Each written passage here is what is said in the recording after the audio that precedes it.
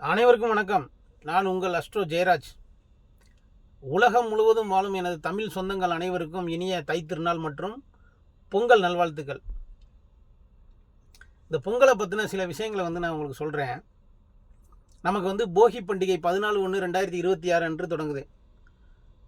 சரி, இந்த போகி எப்படி கொண்டாடணும் அப்படின்னா, பழைய துணியெல்லாம் தூக்கி போடுங்க. பழைய ட்ரெஸ்ஸு, பழைய ஜாமான் எல்லாத்தையும் தூக்கி போட்டு, சைக்கிள் டயரு, பிளாஸ்டிக் எல்லாத்தையும் தூக்கி போட்டு எரித்து காற்றுக்கிட்டலாம் மாசுபடுத்துங்களா? அது கிடையாது பொங்கல். போகி அப்படின்றது என்னென்னா, பழையன கழிதலும் புதியன புகுதலும் தான் பொங்கலை வரவேற்கிற போகி பண்டிகை அப்படின்னு சொல்லக்கூடியது. அதில் என்ன பண்ணணும் அப்படின்னா, நம்ம வீட்டை சுத்தம் படுத்தி அதில் தேவையற்ற பொருட்கள், தேவையற்ற குப்பைகளை வீட்டை விட்டு அகற்றி வெளியே தூக்கி குப்பையில் போடணும். அது தவிர்த்து உங்கள் மனசில் இருக்க தேவையற்ற வஞ்சம், கோபம், எரிச்சல், அடுத்தவங்களை பழிவாங்கிற எண்ணம், மற்றவர்களை மதிக்காத தன்மை, நான் உயர்ந்தவன் நீ தாழ்ந்தவன் அப்படின்னு சொல்லக்கூடிய மனப்பக்குவம், இதெல்லாத்தையும் தூக்கி குப்பையில் போட்டு உங்கள் மனசை ஃபஸ்ட்டு சுத்தம் பண்ணுங்கள். அதுதான் இந்த போகியோட சாராம்சமே.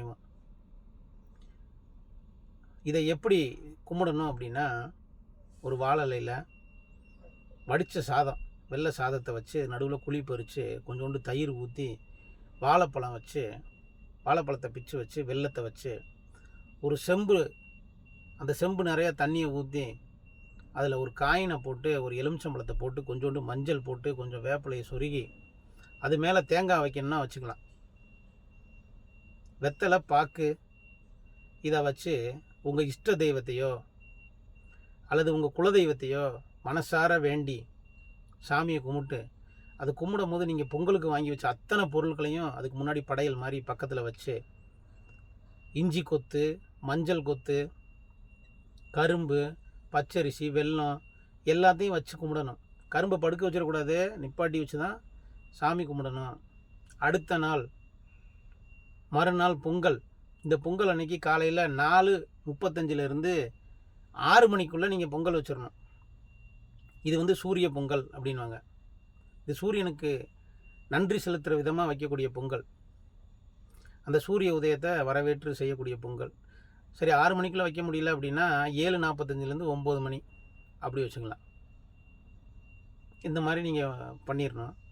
இது சூரியனுக்கு நன்றி தெரிவிக்கணும். ஏன்னா நீங்கள் வேண்டுனாலும் வேண்டாட்டினாலும், அதை நினச்சாலும் நினைக்காட்டினாலும், தினந்தோறும் காலையில் சரியான நேரத்தில் உதித்து சரியான நேரத்தில் மறைஞ்சு அது தன்னோட வேலையை சரியாக பார்த்துக்கிட்டே இருக்கிறதுனால தான் இந்த பூமியில் உயிர்கள் அனைத்தும் உயிர் வாழக்கூடிய சூழலை ஏற்படுத்தி கொடுத்துருக்கு.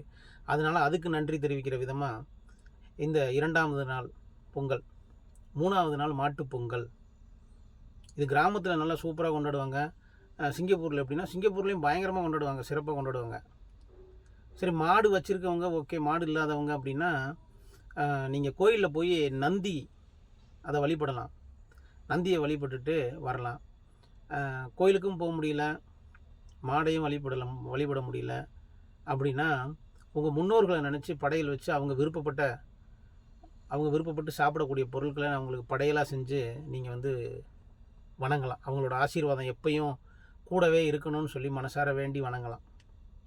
சரி, 17ஆம் தேதி 1வது மாதம் 2026 சனிக்கிழமை காணும் பொங்கல் அப்படின்வாங்க. இதெல்லாம் சொந்த பந்தமெல்லாம் ஒன்று கூடி ஏதாவது ஒரு இடத்துக்கு போய் நல்லா சந்தோஷமாக இருந்துட்டு வருவாங்க. சரி, இதை எப்படி இது பண்ணணும் அப்படின்னா, நீங்கள்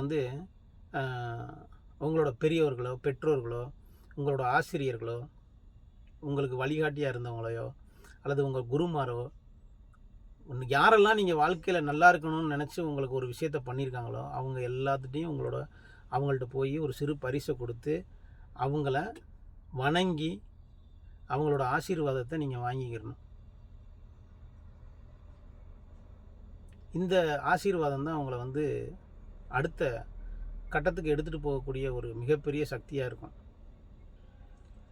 எப்போவுமே நல்லா தெரிஞ்சுக்கங்க, இந்த பொங்கலை 4 நாளாக பிரித்து அந்த 4 நாட்களுக்கும் ஒவ்வொரு நாளுக்கும் ஒரு சிறப்பு கொடுத்துருக்காங்க.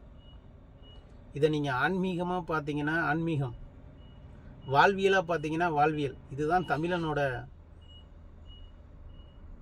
பாரம்பரிய விழாக்களில் இருக்க ஒரு முக்கிய சிறப்பம்சத்தை பாருங்கள்.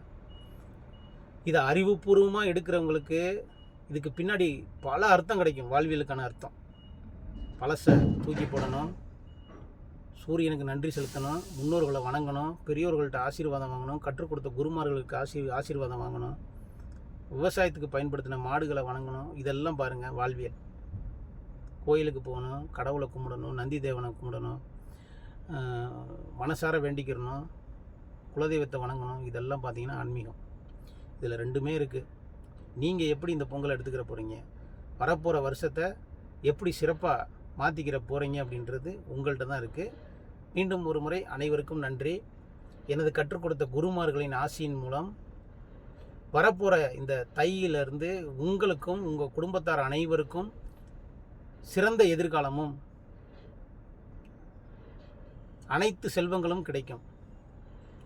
நேர்மையான சிந்தனை, ஒழுக்கமான வாழ்வியல், அனைவரையும் சமமாக மதிக்கக்கூடிய எண்ணம், இது எல்லாம் நீங்கள் வளர்த்துக்கோங்க.